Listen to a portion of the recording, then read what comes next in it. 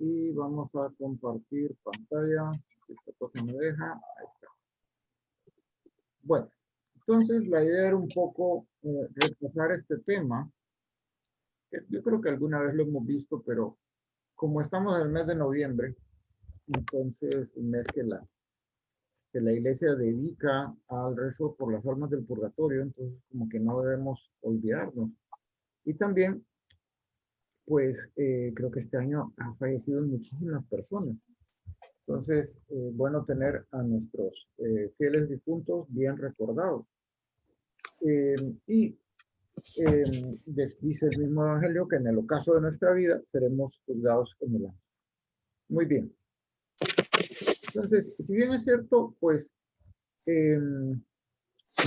recuerdo que el Papa Francisco promulgó con principios de la pandemia, ¿verdad?, la indulgencia plenaria para todos los enfermos de coronavirus. Sin embargo, está una indulgencia plenaria de por sí que el enfermo se la quiera ganar, pues no es automática, sino que es una cuestión de la libertad. O sea, decía San Agustín, Dios que te creó sin ti no te puede salvar sin ti, porque el enfermo tiene que, pues, de algún modo querer esa indulgencia, ¿no?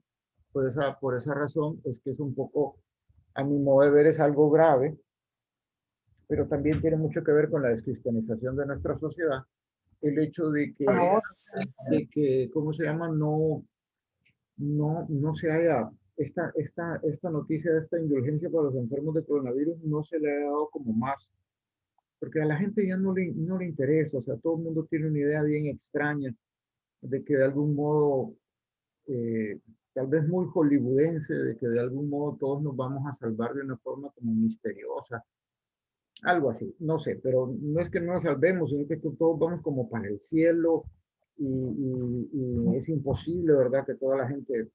Entonces, ese es el tipo de cosas que hay que dejar bien claro, porque si no, pues uno ve toda esta gente que comete estos crímenes, que piensan que no hay un juicio después, o sea, que piensan que las cosas no se pagan, o sea, no tiene absolutamente ninguna lógica portarse mal en esta vida, es algo absolutamente ilógico si tienes el mínimo conocimiento de que existe un Dios, ¿no? Y de que a Dios no se le va nada, o sea, pero si tienes una idea completamente equivocada de lo que es Dios, o piensas que Dios no existe, pues claro, terminarás haciendo cualquier cosa. Muy bien. Entonces vamos a ver un poco qué es el purgatorio. El purgatorio, pues como les decía, este tema siempre conviene repasarlo. Y cada vez que se repasa, el Espíritu Santo puede que nos ilumine en nuestro entendimiento algunas cosas que ya habíamos leído o visto de algún modo, pero que el Espíritu Santo hará que brille en nuestra inteligencia de un modo diferente. Purgatorio es el destino intermedio del sufrimiento de quienes mueren en gracia de Dios, pero sin haber purificado todos sus pecados. Es la situación de dolor necesaria para limpiar por completo el alma y así entrar dignamente en el cielo. Dicho sea de paso, eh, si alguien muere en gracia de Dios, o sea, en amistad con Dios, o sea, poniéndolo en cristiano, bien confesadito de sus pecados graves y todas esas faltas graves que uno comete, y de ahí la importancia de una buena formación para que uno sepa realmente cuándo comete faltas graves y cuándo no. Entonces, si uno muere en eso, entonces, habiendo confesado todo esto, o por lo menos arrepentirse perfectamente antes de la muerte de todo esto, entonces muere en esa amistad con Dios. Pero, como sabemos, como decían los santos, como José María decía, qué poco es una vida para reparar. Quedamos en contabilidad negativa. Los que saben de contabilidad saben que si lleváramos una contabilidad de los actos buenos y los actos malos, a saber cómo estarían nuestras finanzas espirituales. Lo que suele ocurrir es que nosotros solo nos acordamos de las cosas buenas que hacemos. De todo el montón de cosas malas, de toda esa frialdad de corazón, no nos acordamos. Porque tenemos una especie de complejo de abuelita consentidora para juzgarnos a nosotros mismos. Todos esos desplantes, todos esos malos pensamientos, todas esas faltas de amor, esas faltas de caridad, para con los demás. En un tan solo día, ¿cuántas faltas de caridad, cuántas faltas de amor para los semejantes? No digamos cuántas faltas de amor para con Dios, ¿sí? Para tenerlo presente. Entonces, pues veo que la contabilidad no está tan bien como yo pensaba, ¿no? Cuando lo examino un poco a profundidad, la cosa no anda tan bien como yo pensaba. Entonces, va siendo necesario que nos demos cuenta de que existe este lugar, que es el lugar intermedio, porque delante de Dios, que es fuego, solo el fuego sobrevive, y si yo no soy fuego, delante de Dios me quemo. Entonces, ¿es conveniente el purgatorio? Claro que sí. En el cielo no se puede entrar con restos de pecado porque se pasaría una vergüenza a nivel insoportable. ¿Ok? Sería una vergüenza completamente insoportable estar delante de Dios con manchas de pecado. No lo soportaríamos. No sé si es que no soportaríamos estar así. Y sin embargo, Dios nuestro Señor no quiso evitar que enviar a esas personas al infierno. E inventa el purgatorio, que es una genialidad de Dios, como modo de purificación previo al cielo para quienes mueren en gracia. Entonces, es una idea sorprendente de Dios, es una cosa muy buena. Por esa razón, yo creo que lo comentaba alguna vez, de verdad, a ver, era el diario de Eugenia von der Leyen, que pues se le aparece esta alma del purgatorio y entonces a Eugenia le parecía que las cosas que había hecho no merecían el purgatorio, ¿verdad? Entonces le decía, y la misericordia de Dios, entonces el alma del purgatorio se empezó a poner como muy molesta y muy seria y le decía, no, es justo. ¿Por qué? Porque un alma del purgatorio ve con una claridad las cosas que nosotros no vemos, con una claridad espantosa, una claridad escalofriante. Algunos Algunos apuntan, hablando un poco, me llama un poco la atención este asunto de Garabandal, que aunque ustedes saben no es una aparición aprobada por la iglesia, sin embargo, la vidente esta hablaba de que iba a haber como un aviso y especulaban un poco que el aviso podía ser que de algún modo todas las habitantes del planeta tuvieran conciencia de la situación de su alma instantáneamente. Entonces, que nadie en todo el planeta iba a poder escapar a esta conciencia de la situación de su alma.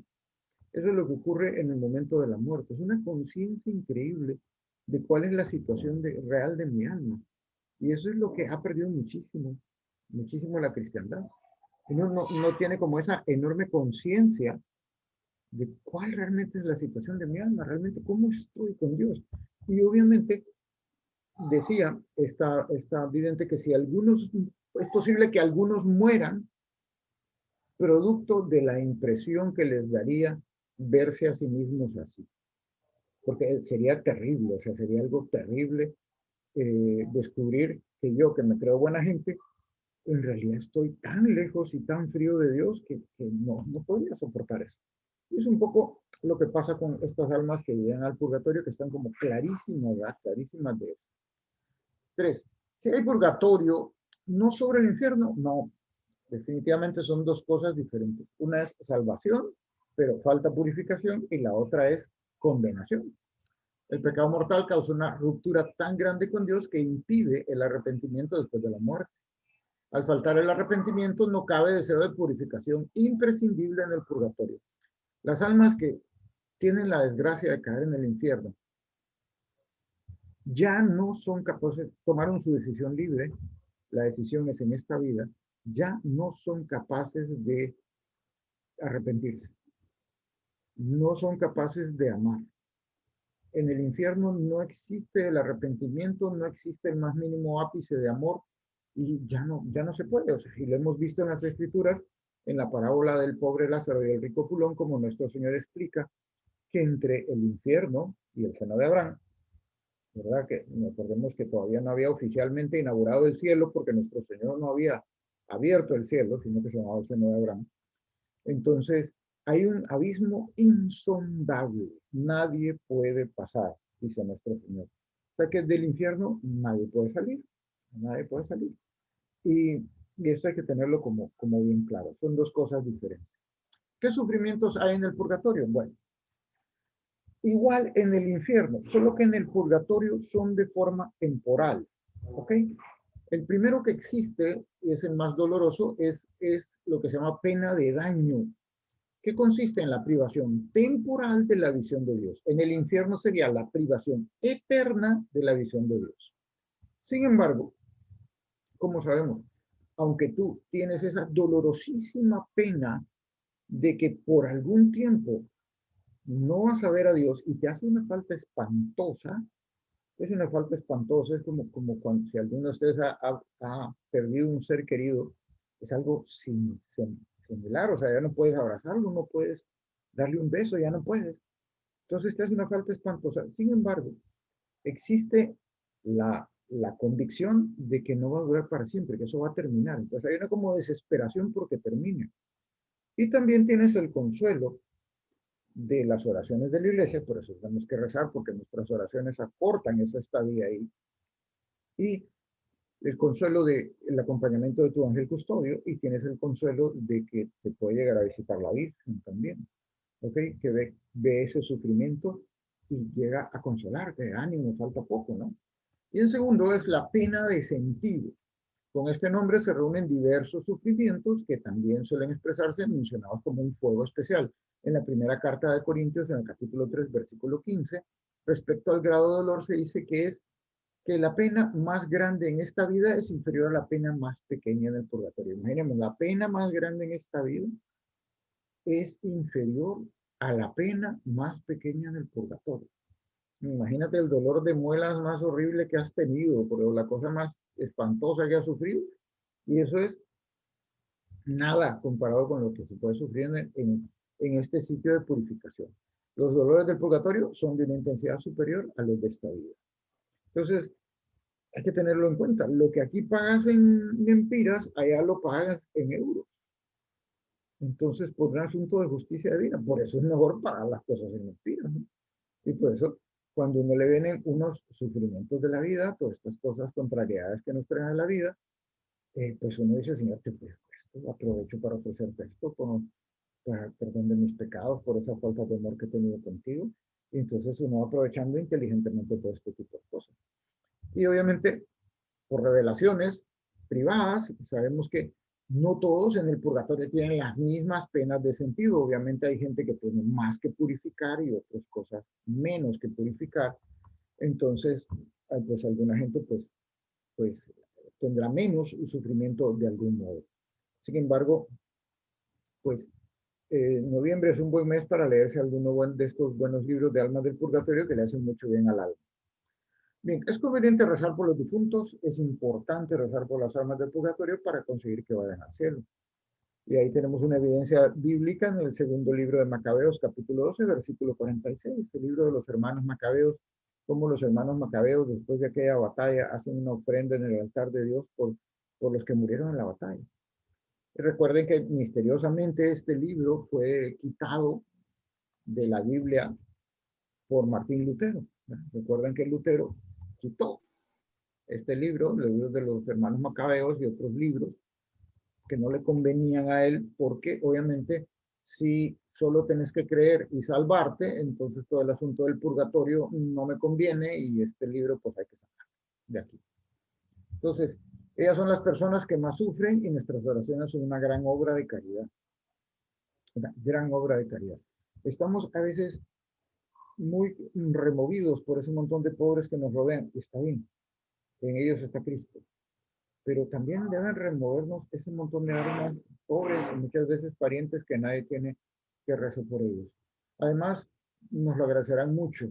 Es un inmenso favor que les hacemos. Imagínense pues que nosotros dedicamos todo el año, por lo menos este mes. Es una de las cosas que más me duele no estar en la escuela, porque a petición del presidente anterior, cuando rezábamos el Ángelus, rezábamos y bueno, rezamos la oración por las almas del purgatorio en noviembre, dijo el señor presidente, pues rezamoslas todo el año. Entonces le hicimos caso y estábamos rezando esa oración por las almas del purgatorio todo el año. Ya con esto de la pandemia ya no hay nadie que esté rezando, entonces qué triste, ¿no? Y entonces, imagínense que por esa oración, que rezamos esa oración de Santa Gertrudis, que que en revelación privada Jesús le promete que cada vez que se reza esa oración se iban a ser liberadas 1000 almas del purgatorio. Dice, Padre eterno, yo te ofrezco la preciosísima sangre de tu divino Hijo Jesús, en unión con las misas celebradas hoy día alrededor del mundo por todas las almas del purgatorio, por todos los pecadores del mundo, por los pecadores en la Iglesia universal, por aquellos en propia casa y dentro de mi familia. Amén. Y que por esta oración, efectivamente, nosotros liberemos un alma del purgatorio, como un alma del purgatorio. Va a ser un alma del purgatorio agradecidísima con nosotros y que va a estar intercediendo en nuestra vida. Entonces, hay que aprovechar esas cosas, ¿no? La intercesión, porque pasará al cielo y pasará a ser un santo. Una intercesión, este tipo llegó al cielo por ti, te la debo, entonces es un intercesor por ahí fabuloso.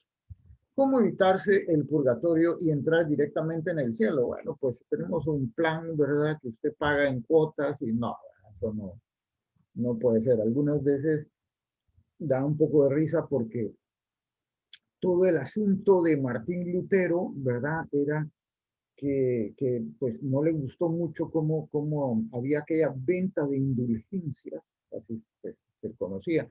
O sea que si tú dabas una donación a la iglesia de Roma, porque el Papa estaba construyendo la Basílica de San Pedro, entonces el Papa, para hacerse de fondos, entonces decía, bueno, tienes una indulgencia, pero no daba indulgencias plenarias, solo daba indulgencias parciales. Obviamente algunas personas pensaban que pues, era un momento históricamente en que la gente tenía el asunto de la salvación como bien más claro que nosotros. Entonces la gente compraba indulgencias, ¿no? Para capearse las penas del purgatorio. Sin embargo, si morías en pecado mortal, por mucho que hayas comprado, no hacías nada. Entonces, Martín Lutero echaba todo eso en cara, ¿verdad? Todo eso en cara al Papa de la venta de indulgencias. Y el Papa tenía el poder, porque Cristo le da el poder de las llaves, lo que haces en la tierra queda atado en el cielo, lo que desates en la tierra queda desatado. Sin embargo, es un poco gracioso como al pasar del tiempo, ahora son estos nuestros hermanos separados, los hijos de Lutero, los que andan cobrando dinero, ¿verdad? Y entonces, para que tú seas parte del rapto, ¿verdad? El famoso rapto, que es una mala interpretación de la Biblia, que no es bíblico el rapto, y entonces, pues tienes que estar en nuestra iglesia y dar el diezmo, porque si no, no vas a ser parte del rapto. Entonces, al final terminaron igual o peor, bueno, terminaron peor claramente, porque están basados en una mentira. Bueno, ¿cómo hacer entonces? Primero, evitar los pecados confirmes para no tener que purificarlos. Obviamente, pero obviamente que todos somos pecadores, lo dice San Pablo bien claramente. Entonces, confesarse frecuentemente, fomentando el arrepentimiento del dolor de los pecados para que la confesión sea más eficaz. Entonces, me da mucha gracia que en estos, he estado viendo a San Vicente de Paúl los domingos a las 6 de la noche. Y los padres vicentinos, de los cuales estoy sumamente agradecido, tienen esa convicción que uno no la ve en otras parroquias. O sea, alguien está confesando siempre. ¿Y cómo le damos gracias a Dios por eso? Y entonces, inclusive sacerdotes ancianos están confesando con todo el riesgo. No les importa, no les importa. Nada, su vida por Cristo. Y estoy viendo la fila para confesar. Y en la fila para confesarse había unas 10 personas. De las 10 personas, unas 7 eran o alumnos o exalumnos franciscanos. Entonces, sí, somos pecadores los franciscanos. Pero buenísimo, ¿no? Porque se estaban yendo a confesar. Pues eso es que cabal, uno se tiene que confesar. Toda su vida se tiene que pasar confesando. ¿Por qué?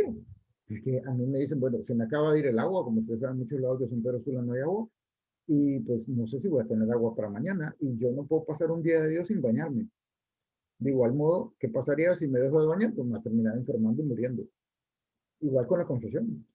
Uno no puede dejar que pase mucho tiempo, cada 2 semanas, cada 3 semanas, sin confesarse. Hay que darse esa ducha, ¿verdad? Y salir todo perfumado. Así es esto. Y así se va evitando el purgatorio. Llevar una vida sacrificada, llevar una vida sacrificada, que ahorita la gente no se quiere sacrificar, o sea, la gente no se quiere sacrificar, quiere obtenerlo todo light, sobre todo las nuevas generaciones, qué tristeza. Esos dolores a Dios, ofreciendo esos dolores a Dios como penitencia purificadora. Esto da mayor sentido al dolor, esperando para ser yo el último en comer. A ver, repartiendo refresco para todos. Y si no quedó para mí, tranquilo, como que no pasa nada. Ofrezco esto al Señor y así buscando todas esas pequeñas oportunidades de unirme con Cristo en la cruz. Procurar ganar indulgencias, sobre todo indulgencias plenarias, pues cada indulgencia plenaria purifica el alma completamente. ¿Verdad? Paz a San Vicente. Comulgas y haces esa oración ante Cristo crucificado, que el Papa, que fue Pío IX, o no sé, creo que fue Pío IX, estableció indulgencia plenaria por hacer esa simple oración. O, por ejemplo, ahorita en la pandemia, que puedes ganar una oración rezando por el final de la pandemia. Y si rezas con las intenciones del Papa y todo, pues te puedes ganar esa indulgencia plenaria. Claro, obviamente habiéndote confesado y comulgado por, por ese tiempo, ¿no? Entonces se puede ir ganando todo eso. Y sería, yo creo que el día de nuestra muerte, eh, nos jalaríamos los pelos diciendo, qué bruto fui, o sea, qué tonto fui. ¿Cómo dejé pasar tantas y tantas y tantas oportunidades de purificarme? Procurar acercar a otros a Dios, procurar acercar a otros a Dios. Dios nuestro Señor premia al apostolado con gracias abundantes y mejora el alma. Llevad las almas a Cristo, que les hacéis un bien, decía San José María. ¿Les vamos a complicar la vida? Claro que sí, se las vamos a complicar, pero tenemos que llevarlos a todos a Cristo. ¿Cómo aparece el purgatorio en la Biblia? Bueno, la palabra purgatorio no aparece directamente en la Biblia, en cambio, sí está presente el concepto y la idea de dos maneras. Número uno, cuando la Biblia se recomienda orar por los difuntos, esta oración no tiene sentido si ya están en el cielo o en el infierno. Lógico. Y eso es lo que no le cuadró a Lutero. Cuando la Biblia menciona pecados que se perdonarán en la otra vida, es decir, que habrá otra situación donde se perdonen los pecados. Por lo tanto, no es el infierno ni el cielo, que son estados eternos. Recuerdan que nuestro Señor dice, estos pecados no serán perdonados, hablando de los pecados de contra el Espíritu Santo, no serán perdonados ni en esta ni en la otra vida. O sea que hay unos que se perdonan en la otra, sí, claro. En el infierno no hay nada que perdonar y en el cielo tampoco. Entonces tiene que haber una situación donde sí existe el perdón, que es el purgatorio. Veamos algunos textos bíblicos. Segunda de Macabeos, capítulo 12. Hizo el sacrificio expiatorio por los difuntos, para que fueran perdonados sus pecados. Mateo 12, 32. Al que hable contra el Espíritu Santo no se le perdonará ni en este mundo ni en el venidero. Primera de Corintios, capítulo 3, versículo 15. Él se salvará, pero como quien pasa a través del fuego. Dice en unas traducciones, hablando de esa gente, estos se salvarán, pero como quien pasa por fuego. Si uno lee todo el texto de la Primera de Corintios, está hablando de algunas personas que han caído en murmuración. Obviamente, no es un pecado grave, no es un pecado mortal, pero dice San Pablo, estos sí se van a salvar, pero les va a dar su quemadita, van a pasar por fuego. Más información sobre el purgatorio. Los santos padres de la antigüedad son unánimes en el tema del purgatorio y en su recomendación de rezar por los difuntos. En concreto, la costumbre de orar por ellos en la misa es antiquísima, al menos desde el siglo II al siglo III. El Catecismo de la Iglesia Católica habla del purgatorio en los numerales 1030, 1032 y 1472. Muy bien. Entonces, vamos a terminar de compartir y vamos a terminar de grabar en este momento.